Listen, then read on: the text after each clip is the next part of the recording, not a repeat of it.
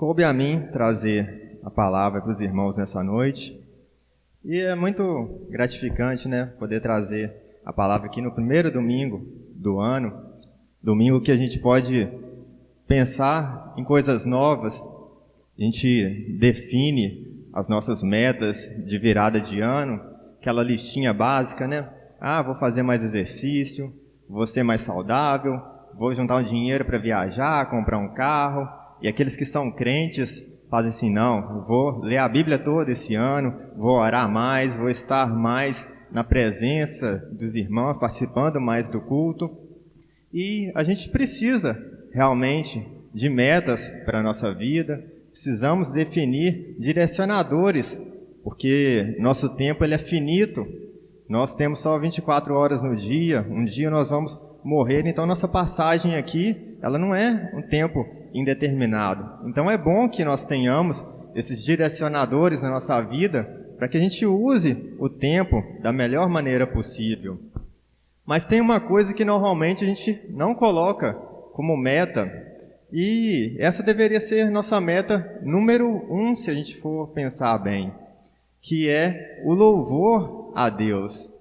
A gente pensa em tantas metas aí, tantas coisas que nós vamos fazer, que nós queremos fazer, e nós esquecemos de colocar a meta número 1 como louvar a Deus durante todo o ano.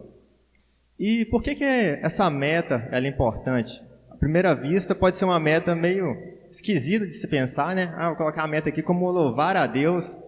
Mas essa meta de louvar a Deus, ela vai direcionar todas as outras metas da sua vida.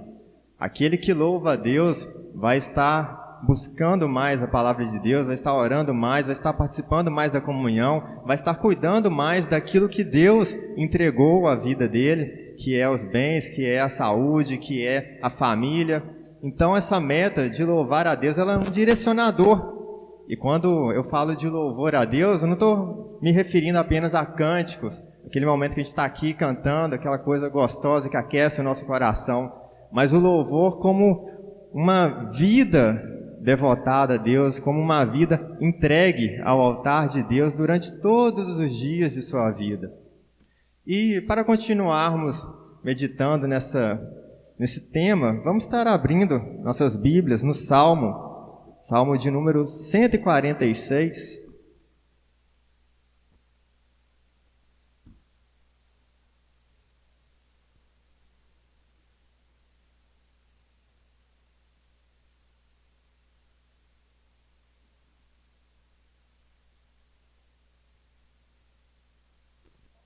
Salmo 146.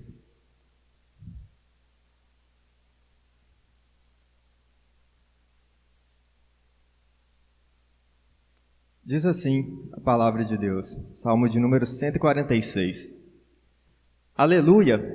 Louvo a minha alma ao Senhor, louvarei ao Senhor durante a minha vida, cantarei louvores ao meu Deus enquanto eu viver. Não confieis em príncipes, nem nos filhos dos homens em quem não há salvação.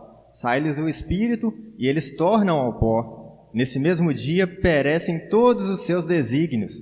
Bem-aventurado aquele que tem o Deus de Jacó por seu auxílio, cuja esperança está no Senhor seu Deus, que fez os céus e a terra, o mar e tudo o que neles há, e mantém para sempre a sua fidelidade, que faz justiça aos oprimidos e dá pão aos que têm fome.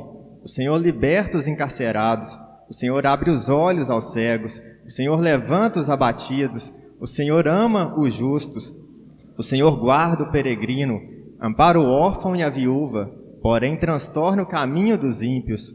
O Senhor reina para sempre, o teu Deus, ó Sião, reina de geração em geração. Aleluia. Amém. Vamos estar orando. Senhor, Deus e Pai, é Tua palavra, lâmpada para os nossos caminhos, que nessa noite, ó Pai, ela possa brilhar aqui em nossos corações, em nossas vidas, e que ela seja o direcionador, ó Deus, para uma meta muito mais magnífica, a meta de louvarmos a Ti. Que o Senhor use o Teu servo nessa noite, um servo falho, mas que possa ser, ó Pai, instrumentos do Senhor na Tua mão aqui nessa noite, e que Teu Espírito Santo esteja preparando, ó Pai, o coração de cada um aqui, para que a Tua palavra frutifique através do Teu poder. É o que nós te pedimos no nome santo de Jesus. Amém. Bom, irmãos, particularmente eu gosto muito do livro de Salmos. Ele é um guia da adoração pública da igreja, da adoração comunitária. É um guia também para a nossa devoção particular, a devoção do corpo de Cristo, de cada indivíduo. E esse livro ele é maravilhoso que ele vai moldando a nossa mente. Ele vai nos mostrando quem Deus é. A gente acha diversos atributos de Deus no livro de Salmos. Talvez seja o livro que mais fale quem Deus é aos homens na Bíblia. E ele também, esse livro de Salmos, ele nos mostra a complexidade do homem, né? Mostra tanto o lado bom quanto o lado ruim, as tristezas e as alegrias, tempos de paz e tempos de guerra. Mostra toda essa diferença que há na nossa vida, na minha vida, na sua vida, de momentos que vivemos durante nossa caminhada. E aqui, nesse ponto, no final do livro, em que nós lemos, que temos aí o Salmo 146 ao 150, nós temos o louvor a Deus como aspecto central desses salmos. E é um louvor que está em expansão.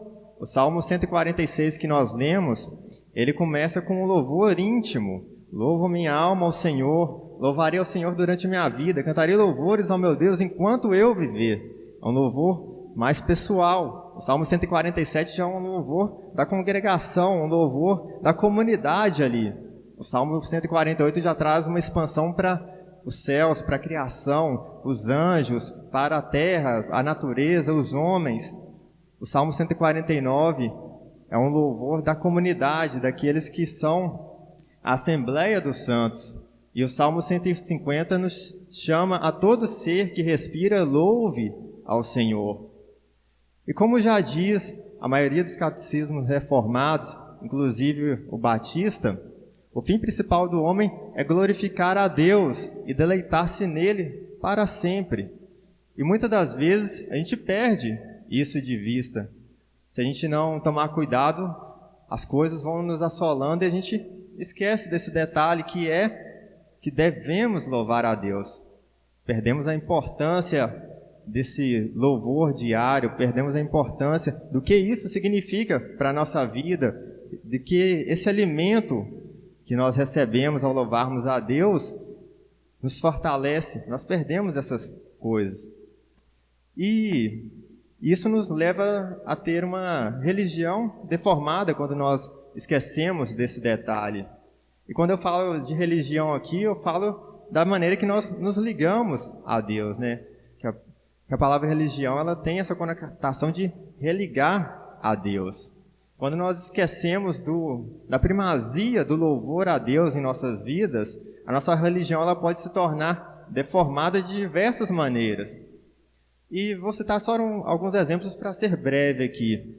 A primeira maneira é que nós podemos achar que o ponto X da religião é amar o próximo e fazer o bem a ele. Nós fazemos a religião como uma atividade social, né? Uma obra social. Mas se o Evangelho, se a nossa fé, se a nossa religião se resume apenas a uma obra social, ela não é diferente das outras obras sociais que existem.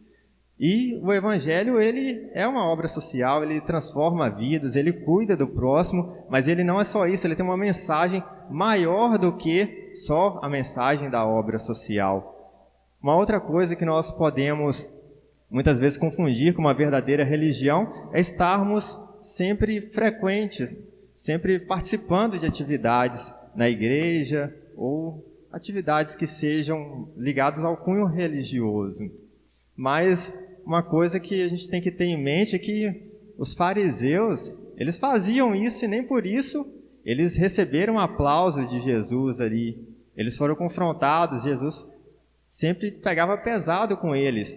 E os fariseus, eles não eram os caras ruins, não. Eles eram os caras que entendiam da Bíblia, eram os caras que procuravam seguir a lei ali. É melhor do que muito crente que a gente vê aí hoje em dia. Mas isso não é a verdadeira religião. Nós podemos estar participando dos cultos, podemos estar fazendo diversas coisas na igreja sem realmente estar prestando um louvor a Deus enquanto a gente faz o que fazemos. Mas uma coisa é certa, a verdadeira religião sempre vai ter esse caráter comunitário, esse caráter congregacional. É como o café com leite ali, não tem como você colocar o café no leite ali e depois separar. Não, não quero mais o leite no café. Você não consegue fazer essa separação. Então a verdadeira religião, ela tem esse caráter congregacional. Nós precisamos congregar, como já diz lá o autor de Hebreus. Nós podemos também cometer um outro erro, uma outra deformidade da nossa religião de achar que nós somos o centro da Bíblia aqui. A Bíblia ela fala conosco, nós fazemos parte dessa história redentiva, mas o centro da Bíblia é Deus, a obra de Deus, o poder de Deus criacional, como Deus sustenta todas as coisas, Deus nos resgatou, Deus cuida de nós, o sacrifício de Cristo ali e o poder do Espírito Santo durante todo o tempo. Então, cada um desses detalhes que eu citei, como amar ao próximo, congregar, o seu lugar na história redentiva, ele tem o seu lugar realmente na verdadeira religião. Faz parte de uma vida espiritual saudável, uma vida rica em Deus. Mas quando essas coisas, elas passam a ocupar o centro daquilo que nós buscamos em Deus, quando essas coisas passam a ocupar o lugar que deve ser de Deus, elas se tornam complicadas, pois nos esquecemos que o fim principal do homem é louvar a Deus de forma ampla, na completude da vida, em que essas coisas que eu citei também fazem parte. Mas não é só isso. Um louvor a Deus é uma coisa abrangente, uma coisa mais ampla na nossa vida. E aqui entra o texto que nós lemos de Salmo 146. Salmo 146, ele inicia e termina com a palavra aleluia. E é assim também o Salmo 147, 148, 149 e 150. Todos esses salmos começam com aleluia e terminam com aleluia. E a palavra aleluia, ela significa exatamente isso. Louvai ao Senhor, louvai a Yahvé, louvai a Deus. E Deus, ele na sua infinita sabedoria, ele nos deixa a conclusão do livro de Salmo com essa chamada para o louvor. Essa chamada para o louvor não está aqui no final do livro de Salmos à toa. Há um crescente em todo o livro, a gente vai conhecendo a Deus, a alma humana ela vai sendo desnudada perante nós, leitores, e redunda ali no louvor a Deus. O livro de Salmos ele termina com esse louvor. E não é por acaso, né? O fim principal do homem é louvar a Deus.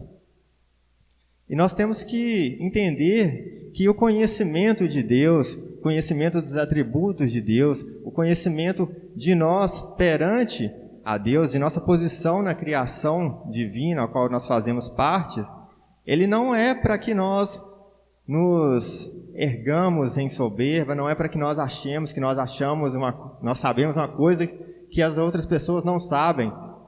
Esse conhecimento de Deus, ele não nos leva a isso, ele tem que nos levar à adoração, tem que nos levar ao louvor a Deus, tem que nos colocar de joelho perante Deus. E esses dois versículos iniciais aí são um chamado e um lembrete de que devemos louvar a Deus de maneira completa, de maneira integral. O texto diz assim: aleluia, louvai a minha alma ao Senhor, louvarei ao Senhor durante a minha vida, cantarei louvores ao meu Deus enquanto eu viver. Assim como o salmista faz esse chamamento para si mesmo, o nosso louvor, ele também deve ser sempre lembrado. Nós devemos sempre nos lembrar de fazer esse chamamento para nós. E o nosso louvor, ele deve incluir tanto a nossa alma quanto o nosso corpo. É o ser completo que nós somos que deve louvar a Deus. A gente não louva a Deus apenas de maneira espiritual, a gente não louva a Deus apenas de maneira física. Nós louvamos a Deus com tudo que nós somos, o físico e o espiritual. E por se tratar de um salmo que chama ao louvor particular, é de se entender que esse chamamento inicial do salmista se volte para a sua própria alma, né? que é o nosso íntimo. Apesar de a gente ser corpo e espírito, corpo e alma, apesar de a gente ter essa dupla natureza, nós somos integrais, mas a alma é o nosso íntimo, é o mais íntimo do nosso ser. Eu sou casado com a Poliana, mas nem por isso, nem porque a gente tem uma relação íntima, a gente consegue ver a alma um do outro. A gente consegue saber muitas coisas sobre o outro, mas a alma ela é o âmago do ser humano. E o louvor, ele começa pela alma porque Deus é espírito. Então nós devemos louvar a Deus de maneira espiritual também. É algo lógico. E assim como o salmista, nós também devemos começar o nosso louvor pelo interior. Porque a nossa alma, limitada e finita, ela anseia, ela tem fome, ela tem sede de Deus, que é infinito, que é ilimitado, que é doador de toda a dádiva da vida que nós podemos necessitar e que nos falta naturalmente. Mas isso ele não é tão simples como parece, né? Desde a queda do homem, desde que Adão pecou ali no Éden, a vontade humana, ela pende para o pecado. O homem, ele não é tão bom quanto ele acha que é. A vontade dele é cativa ao pecado. E somado a isso, a gente vive numa sociedade que é rasa, que liga muito mais para a aparência do que para o interior. Então é de se esperar que as pessoas realmente busquem transformar o seu exterior e não o interior. Porque o exterior é o que os outros veem. O exterior é o que dá curtida lá no Instagram. O exterior é o que faz com que as pessoas nos aplaudam. Fala assim, tô vendo o que você está fazendo. E o interior, muitas das vezes, vai ser um preço muito alto a se pagar para conseguir alterar ali e não vai dar tanto ibope assim. Vai ser uma recompensa muito pequena aos olhos humanos. Quem já fez alguma dieta, algum exercício físico para perder peso, para ficar fortão ou qualquer coisa do tipo, sabe muito bem que dá trabalho, né? Manter a aparência, fazer aquela transformação no corpo. Você tem que comer alimentos específicos, tem que dar duro ali nos exercícios, mas muito mais difícil é alterarmos o nosso interior, porque o interior é uma dependência total de Deus. Deus que faz essa mudança em nossa vida, Deus que transforma o interior pecador do homem, o interior que não busca a Deus, que não quer buscar a Deus, que não tem vontade de buscar a Deus. E somente quando Deus ele age com graça em nossa vida, que nós recebemos essa dádiva de transformação do nosso ser, como diz lá em Romanos 12. Somente quando Deus age em nossa vida que nós temos capacidade de buscar as coisas do alto, pensar nas coisas do alto e não nas coisas da terra, como diz lá em Colossenses 3. Somente quando Deus age com esse poder em nossa vida, é que nós podemos orar sem cessar e dar graças em todas as coisas que vivemos. Somente quando Deus age dessa maneira que nós entendemos que todas as coisas cooperam para o nosso bem, até as coisas que não parecem tão boas assim. E nós devemos arar o terreno da nossa alma para que vejamos o fruto do Espírito. O terreno da nossa alma ele é arado através do louvor a Deus. E por que eu falo que o terreno da nossa alma é arado pelo louvor a Deus? Porque quando louvamos a Deus, nós reconhecemos e vamos nos lembrando a nós mesmos de quem Deus é, dos seus feitos, da sua posição, do seu reino. Isso também nos leva a reconhecermos quem nós somos, nossa posição na criação, nossa posição perante Deus. Isso nos leva a reconhecer que nós precisamos nos relacionar com Deus. E esse louvor diário, ele vai moldando a nossa alma, vai tornando a nossa alma um terreno propício para que floresça essa nova vida que recebemos em Cristo. O salmista ele começa chamando a própria alma a louvar a Deus. E esse também deve ser o nosso chamamento. Ó minha alma, louve ao Senhor. Mas o nosso louvor, ele não é apenas espiritual. Não é só a nossa alma que deve louvar a Deus. Nosso louvor também tem que estar no plano físico, no tempo e no espaço, na matéria que nós podemos ver, que nós podemos pegar, que nós podemos sentir. Quando o salmista fala que, no verso 2, que louvará a Deus durante toda a vida dele, cantaria louvores a Deus, ele mostra a parte física desse louvor. Um louvor que demanda tempo, que demanda energia, que demanda perseverança de nossa parte. Um louvor que é derramamento de vida perante Deus, em que nós, como diz lá em Romanos 12:1, apresentamos o nosso corpo por sacrifício vivo, santo e agradável a Deus.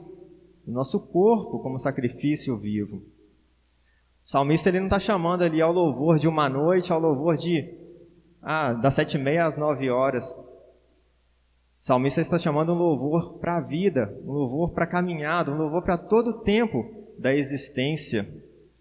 Um louvor cronológico durante todo o percurso da nossa vida. E nós falhamos muito facilmente nisso.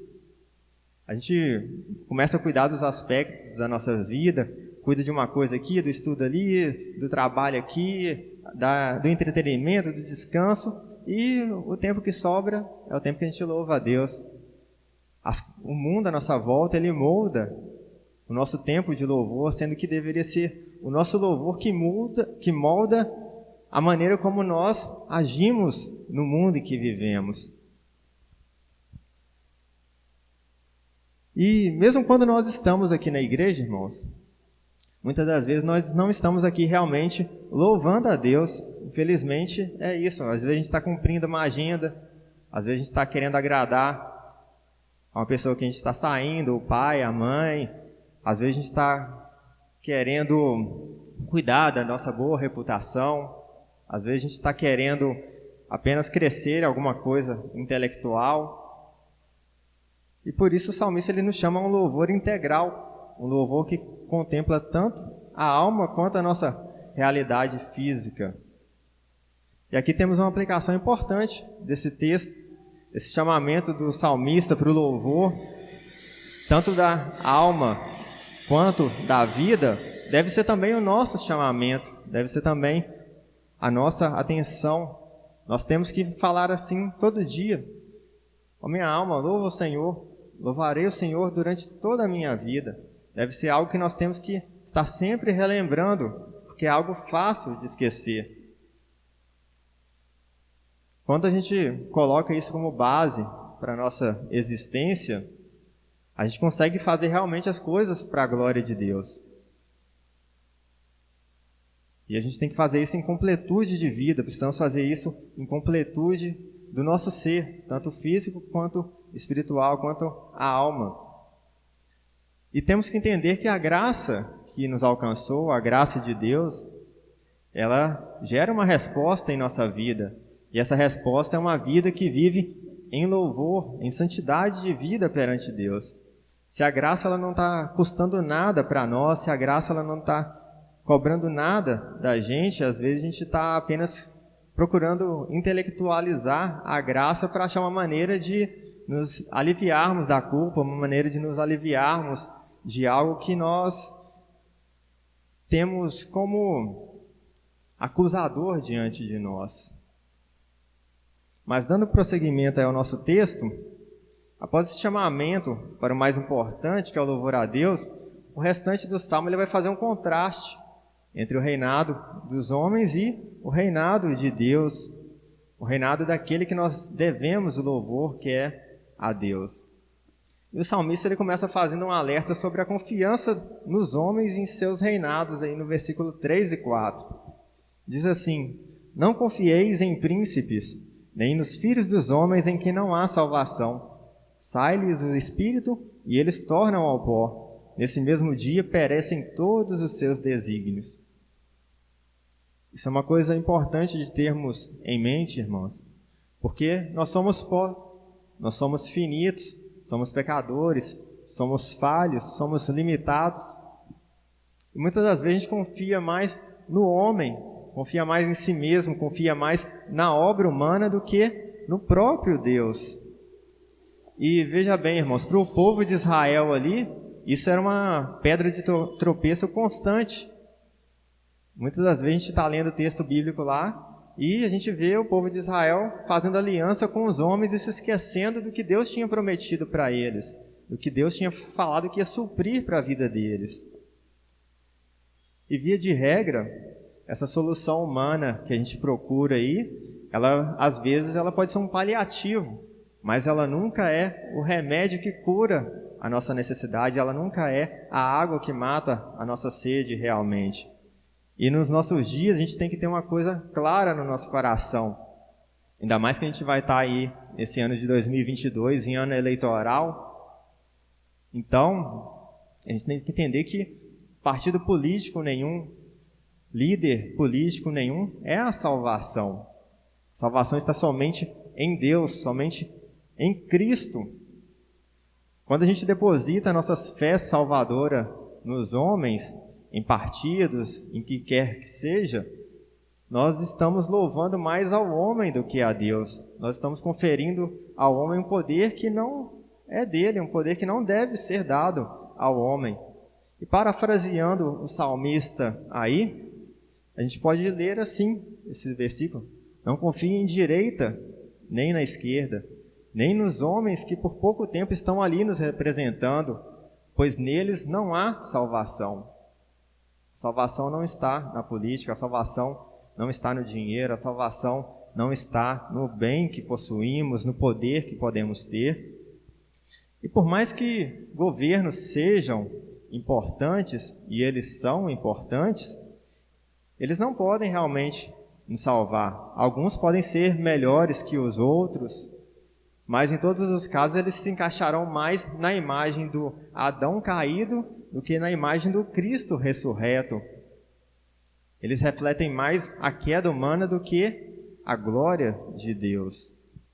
Não há nem nunca haverá governo humano que seja a redenção para os homens. Claro que a gente tem que buscar as melhores opções, tem que ver o que está acontecendo à nossa volta, porque é algo que direciona a vida, direciona toda a nação. Mas o problema está em colocarmos a confiança plena nos governos, confiança plena nos homens. Isso é tolice. E por mais que a gente tenha pessoas capacitadas ali, por mais que a gente tenha pessoas até mesmo que professem uma fé em Cristo, isso não impede que os governos sejam falhos, não impede que haja corrupção, não impede que haja mentira, haja suborno, haja tantas coisas que nós conhecemos bem na nossa realidade. Se a gente for pensar bem nessa questão, a gente teria que pensar, levando as últimas consequências, que a igreja deveria ser o lugar perfeito, porque todos, entre aspas, são regenerados aqui, né? Todos, ao nosso ver, teriam que ser moralmente certinhos ali, porque eles encontraram nova vida em Cristo.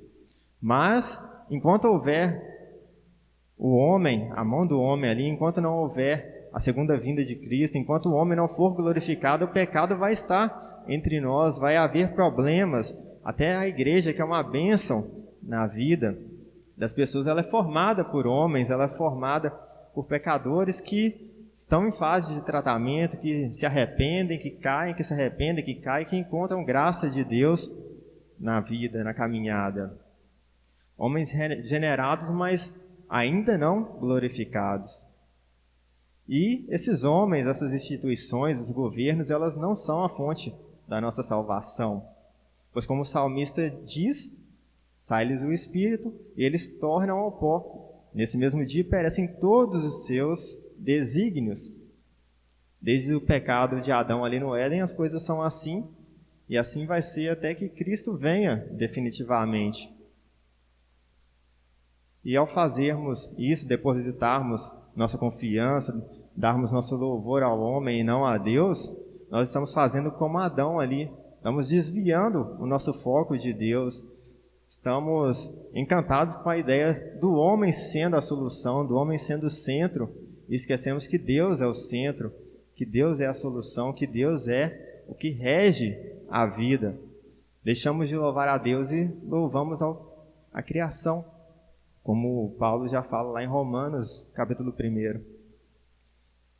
O salmista, ele nos alerta sobre esse erro, mas ele também nos dá a boa parte, o bom caminho, o caminho que devemos seguir. Versículos 5 ao 9 aí, ele fala exatamente isso, o bom caminho. Diz assim: bem-aventurado aquele que tem o Deus de Jacó por seu auxílio, cuja esperança está no Senhor seu Deus, que fez os céus e a terra, o mar e tudo o que neles há, e mantém para sempre a sua fidelidade, que faz justiça aos oprimidos e dá pão aos que têm fome. O Senhor liberta os encarcerados, o Senhor abre os olhos aos cegos, o Senhor levanta os abatidos, o Senhor ama os justos, o Senhor guarda o peregrino, ampara o órfão e a viúva, porém transtorna o caminho dos ímpios.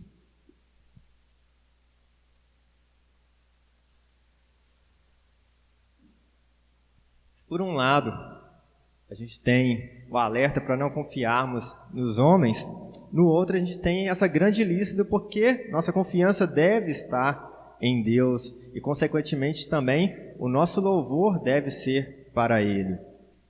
Primeiro, a gente vê aí que o salmista fala: bem-aventurado, feliz é aquele que espera em Deus. E o salmista ele nos dá diversos motivos para essa felicidade, para essa bem-aventurança. E o primeiro motivo é que Deus é o Criador. Esse já é um grande motivo, né?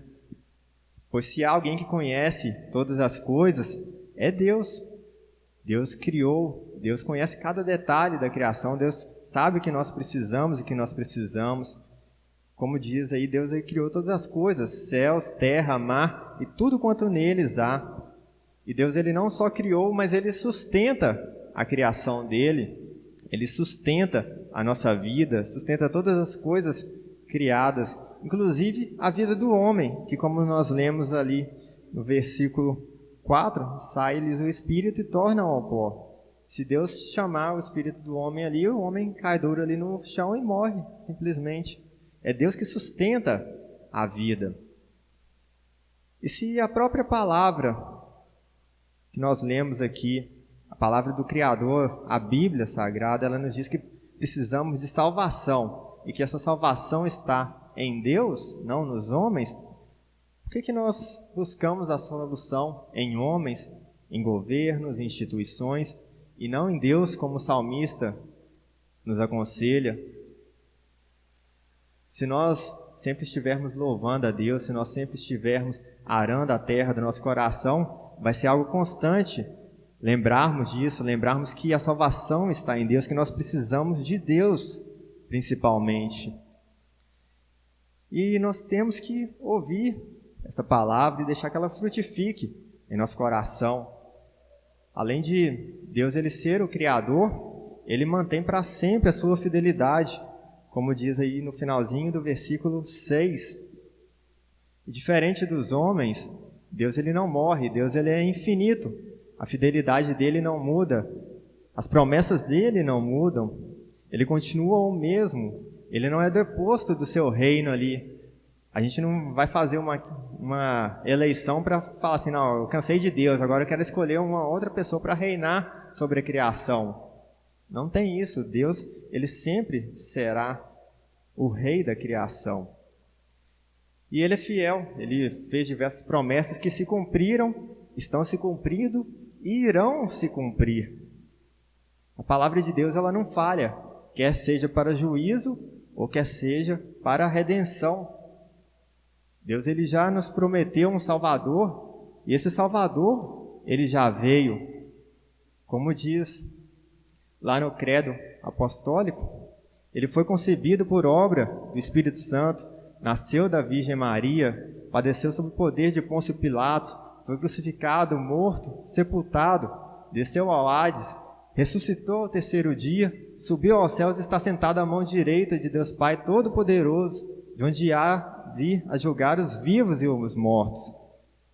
É esse Salvador que nós temos, Jesus Cristo, o Filho de Deus. Ele é o Rei dos Reis, Ele é o governante, Ele é aquele que nós devemos buscar como a solução para a nossa vida, como a solução para o mal que há em nós, como a solução para termos paz com Deus novamente. Nós não temos por que esperar salvação em outra pessoa, até porque Deus ele não divide a sua glória com ninguém, Deus não divide a sua glória com os homens, com outro Deus, falso Deus. E do versículo 7 ao 9 nós temos diversos detalhes que reforçam ainda mais a confiança que nós devemos ter em Deus. Esses versículos nos mostram Deus cuidando de 4 pilares da vida humana, 4 pilares que são caros a nós. E pilares esses que muitas das vezes a gente espera que o homem cuide e não Deus. Vemos aqui nesses versículos Deus cuidando de aspectos sociais, como a justiça e a liberdade.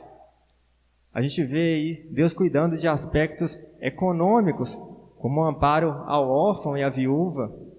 A gente vê aí Deus cuidando de aspectos físicos, como o fornecimento de alimentação e a cura da cegueira. E a gente vê aí Deus também cuidando do aspecto pessoal, amando ao justo. A gente vê esses 4 pilares que são importantes na vida de cada um, sendo cuidado por Deus, e a gente muitas das vezes espera que o homem que cuide da fome, o homem que cuide da viúva, o homem que cuide e liberte o encarcerado. Claro que Deus ele vai usar de diversas formas para trabalhar essas coisas. Ele vai usar de aspectos ativos, sem depender de homens. Muitas das vezes a gente vê aí curas sendo feitas que médico nenhum sabe explicar. Deus age ativamente ali. Muitas das vezes Deus também vai usar outros homens para fazer a obra dele ali, para estar cuidando da fome, para estar agindo ativamente na sociedade. E aí que entra entra você, entra a igreja de Cristo. E na graça comum, Deus também levanta pessoas ímpias que cuidam desses aspectos. E Deus também ele age através das leis morais que ele instituiu, das leis que estão dentro de nosso coração, dos governos que são levantados. Para não alongarmos muito, a gente não vai focar em cada um desses detalhes aqui, não vamos esmiuçar, mas temos que perceber que Deus cuida desse detalhe. E eu chamo os irmãos a estarem lendo depois esse salmo em casa com mais calma e se perguntando, ao ler esses versículos, como Deus tem cuidado desses detalhes durante a história. Porque Deus sempre cuidou disso, Deus cuida de muito desses detalhes em nossa vida. O homem ele pode querer acabar com a fome no mundo, mas se Deus ele não criar as condições propícias para que haja frutificação, para que a árvore dê o seu fruto, o homem ele pode fazer o que for ali que não vai dar certo. A gente vê aí que tem anos que a árvore ela enche de fruto e no ano seguinte simplesmente não aparece uma florzinha lá, o fruto não vinga, não dá certo. Então é Deus que cuida desses detalhes.